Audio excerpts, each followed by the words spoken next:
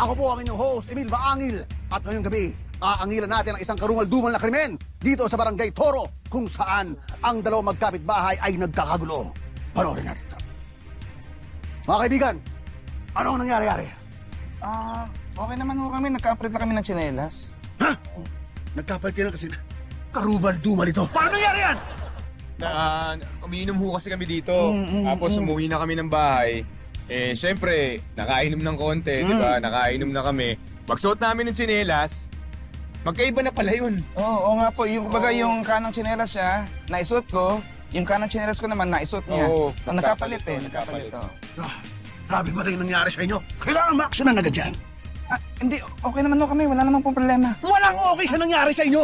Ha? Walang okay sa nangyari. Dahil yan sa alak. Iba talaga nagagawa ng espiritu ng alak. Kailangan dyan, ma-actionan dito sa agresibo. Gagawa natin ng patanag dyan. Wala naman ho yun. Tsaka wag na ho kayo sumigaw. Ano wala? Ha? Sino ang mapapasigaw sa nangyari yan? Ha? Isang karumal-dumal na krimen na nangyari nang dahil sa alak. Kailangan yan, ma-actionan agad. Mga kaibigan, mag-iingat kayo sa dulot ng mga alak na yan. Dahil ito ay hindi nakakabuti sa katawan, nakakabuti sa mga kapitbahay. At dito, sa agresibo, lagi kong gagawa ng paraan yan. Ito, si Emil Sumangil para sa Agresibo!